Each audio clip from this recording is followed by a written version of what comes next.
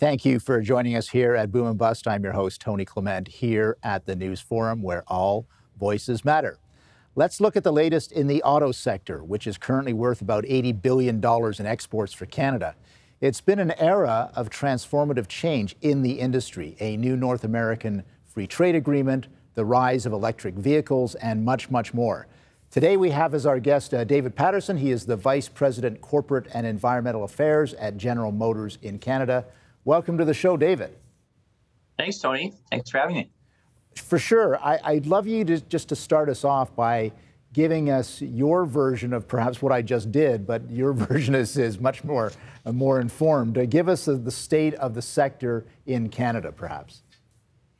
Well, right now it's a wonderful situation because we've just seen about $5 billion worth of new investments that have been announced between our company. We've announced $1 billion going into our Oshawa plant. There's a whole backstory there of reopening that plant and bringing product back there. We're investing another $1 billion in a new, and which will be the first sort of mass-produced electric vehicle in Ontario, right, in our Kami plant in Ingersoll as well. And so the timing couldn't be better with COVID and hopefully a good, strong recovery of the Ontario economy to be investing in those plants, all the supply chain benefits and the like. But behind that, and, we go up and down in terms of times of investment in the auto sector, but we are in this massive technological transformation, which has enormous opportunity, I think, for Canada as well, as we shift to battery electric vehicles. And we're going to see that over the next decade. There's no turning back. Our company has announced that we're going to be all electric in our light duty fleet by 2035. That's a huge announcement, isn't it? That's a real really commitment. And in North America, the signal that sends to the supply community, certainly to the consumers, with government, it's really interesting because for many, many years, government's always been sort of saying, come on, auto sector, we want to see you move into electric vehicles. But we're all in now. There's no turning back. And if anything, the shoe's on the other foot. It's kind of, please keep up, government. We need charging network. We need education. We need help for the consumers to get into the first electric vehicles that are a little bit more expensive and to make this technology shift. We should do this together. And so it's a very interesting period of change. And on top of that, when you move to batteries driving your vehicles, batteries are going to need a supply chain of minerals as well. Yeah. And therein lies another huge opportunity for Canada as well. So boy, I don't think there's any period of change like this. This is just a happier period of change than a period you and I remember back in 2009. We do, where there was a huge existential threat for the domestic auto assembly market industry. And we had to save what we could, but this is a good news story. Before we're going to unpack a lot of what you just said, David. I can assure you of that. But we've got about a minute and a half before the break. Just give us maybe a broad brushstroke on COVID impacts, positive, negative. Yeah, I mean, we're all working at home in our salaried workforce, have been for a year, like many others. But you can't do that in the factories, and so we have really quite sophisticated protocols, and you have to really make sure everybody's health is taken care of, number one. We actually converted a big portion of the Oshawa plant to make face masks for frontline workers, and we've just completed 10 million face masks, which we've done at cost. Wow. For the government. So lots of challenge with COVID, but also an opportunity to sort of rise to that challenge and do something good for Canada. On top of that, there's a COVID-related supply chain change in the shortage of semiconductor chips, and that has many of our factories down right now. So yeah, it's a big speed bump on the road to recovery, that's for sure. But we got to put people's health first and foremost, and we'll get through it. I have no doubt that you will, and yes, that's another aspect, the supply chain for chips, for computer chips, semiconductor chips. That has been an issue. We'll tackle all those issues after the break. We've got David Paterson with us from General Motors. Very interesting topic about the future of the auto sector here in Canada. Please stay with us.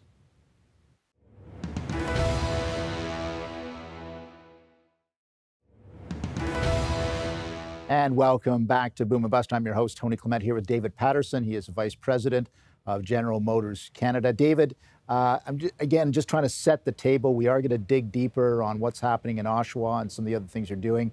But I want to get our audience up to date. Obviously, we have a new free trade agreement with the U.S. and Mexico, USMCA, CUSMA, whatever you want to call it. Tell us a little bit about that. Has that changed any of the dynamics of manufacturing in Canada? Well, it's been a long road to get through that. About 2 years of very, very hard work.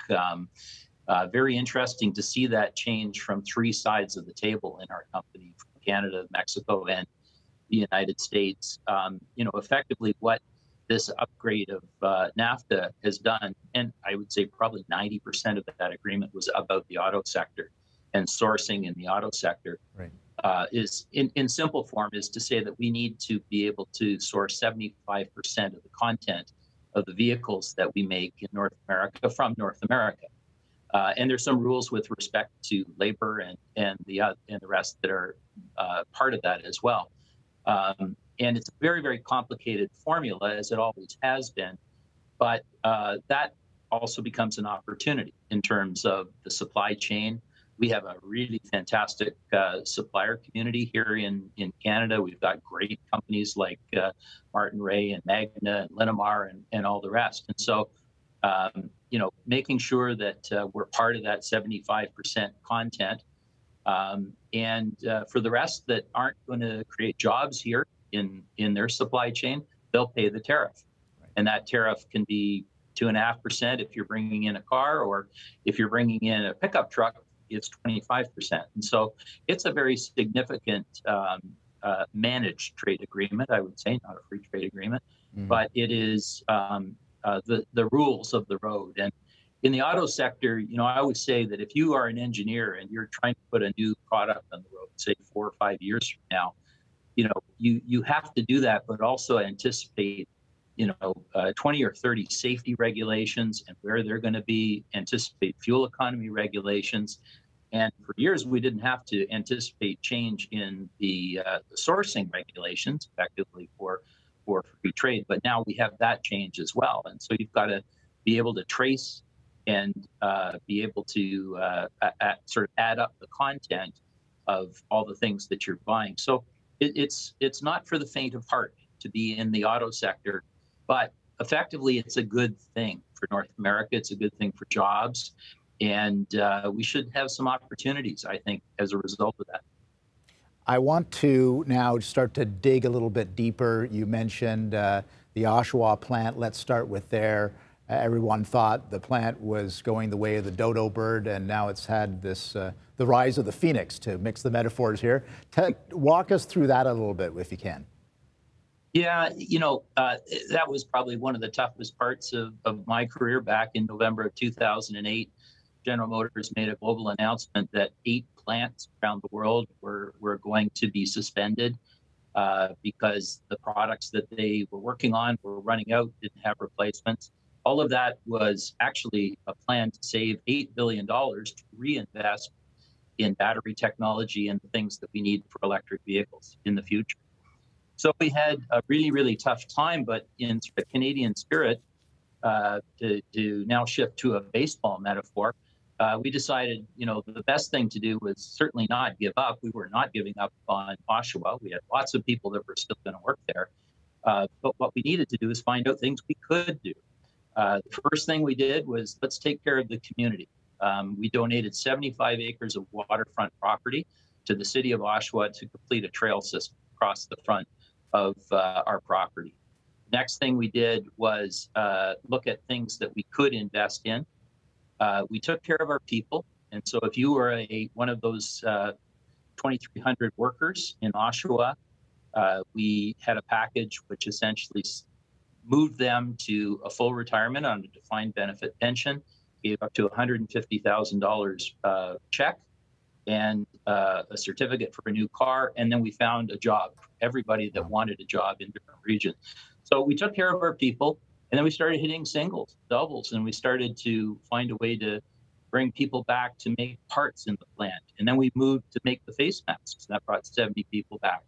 And all of a sudden, after a year of trying to get more and more work to have together with fantastic support from our mayor and from the local community, the market shifted. Yeah. And we now finally did have an opportunity to make a case for a new product. And hold that thought, because we're going to go to a short commercial break, but I want you to continue this discussion.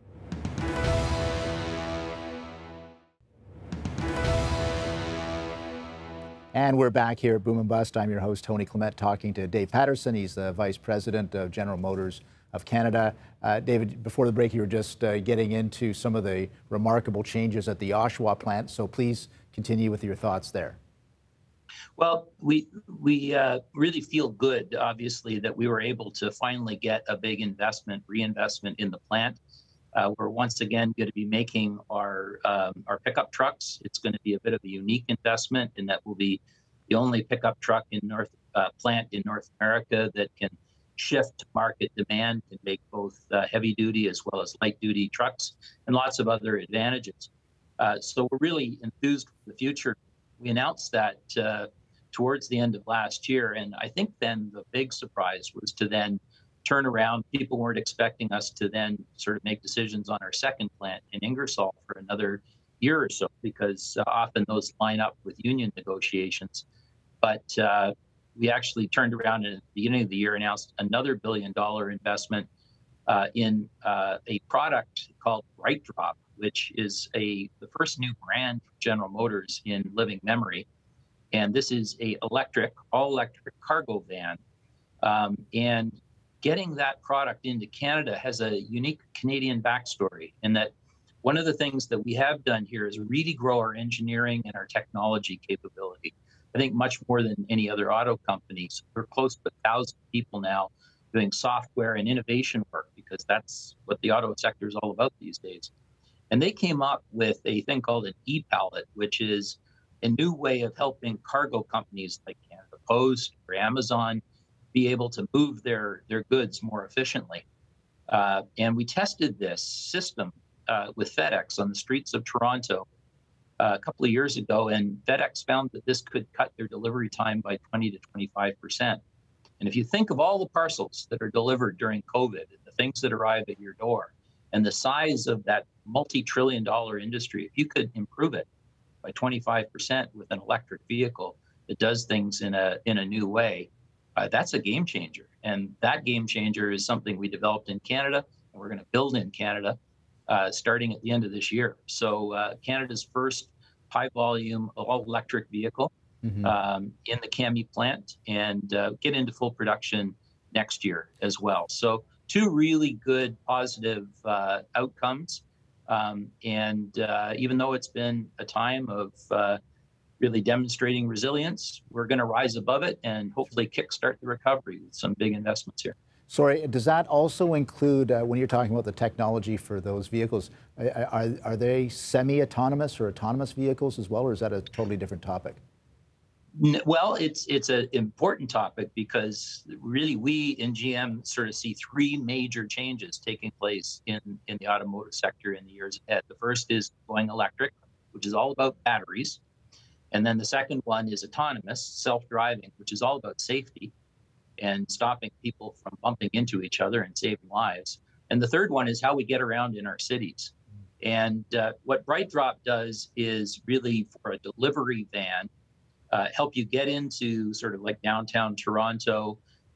And with this mobile e-pallet, as we call it, which is like a little locker that has goods in it that can drive along the sidewalk. And it actually is electric, and it can go up to about 2 or 3 kilometers per hour. So it can walk beside you as you're delivering your goods. And literally, this thing could go in and serve floors 23, 14, and 16 and come back. So there is an autonomous element to some of the things that we're doing, but we're going to see more and more of that as we go forward. What that means is it stops plugging up traffic on downtown streets. It means that you can be much more efficient at getting parcels to the places that they need to go. And so rather than just thinking about, oh, we're in the auto business, let's make a car. Yeah. We're in the solution business and the technology business. Let's solve someone's problem. And that's So that's how BrightDrop came around. And that's a driver vehicle right now, but it could be driverless in the future. Is that what you're thinking?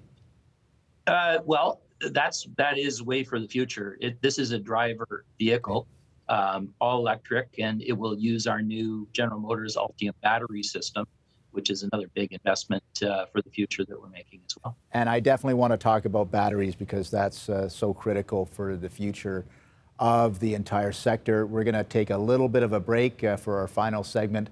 We'll be right back with David Paterson, who's the Vice President of General Motors Canada. Please stay with us.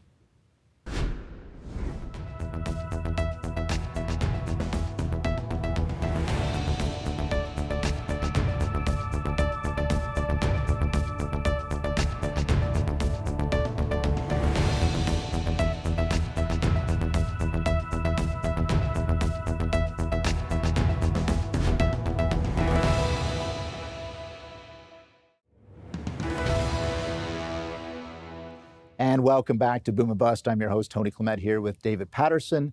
He is a Vice President of General Motors of Canada. David, wanted to end the segment by talking about batteries. Obviously, this is a huge part of what makes electric vehicles possible. Tell us a little bit about GM's story on that, maybe some connections with Canadian R&D, and certainly that would give us a sense of where you're at. Well, really, the transition to electric vehicles is all about batteries. We're going to replace the energy storage system, which is your gas tank, with a battery. And you're still going to have a motor. It's an electric motor, and you'll still have a transmission. So the battery is really what it's all about. And the battery is now the reason why electric vehicles are more expensive than their counterparts as an internal combustion engine vehicle. So the big challenge in the auto sector is to take full-size batteries and be able to cut the price in half, but increase the distance that you can travel on that battery by 2. And so if you can do that, you win.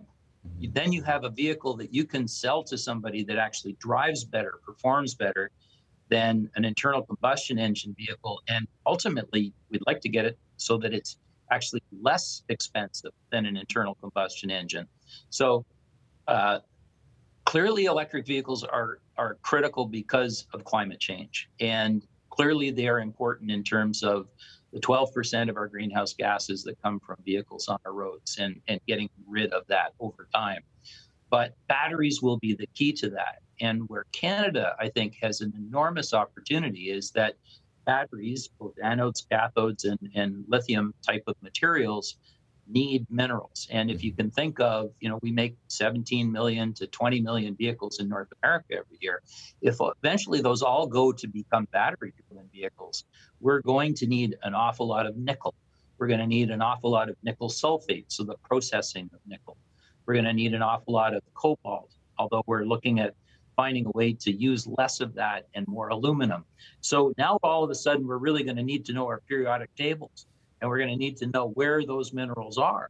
And we're going to need to have people to invest in the process of those minerals so that battery-ready materials can now be transported to big new battery plants, which will replace our engine plants and help us to develop the batteries that we need. And then at the end of the day, we'll probably want to bring the batteries back for recycling or to use those batteries as industrial batteries. And so we can shave cost off of our electricity by storing in these secondhand batteries electricity at night and then using it out during the day in our factories. And so this is a huge change in the way that we do things with enormous opportunity.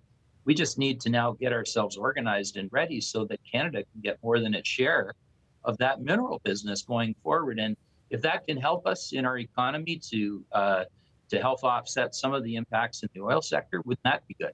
So, I think these are important changes. And very good points. And indeed, I think our viewers should know that right now, a lot of that supply chain is China-centric. So what you're suggesting is rather than getting our batteries from China, we could create a whole different supply chain that is more North American. Is that right? Well, that's right. And it brings us right back to where we started this conversation, which is the NAFTA agreement.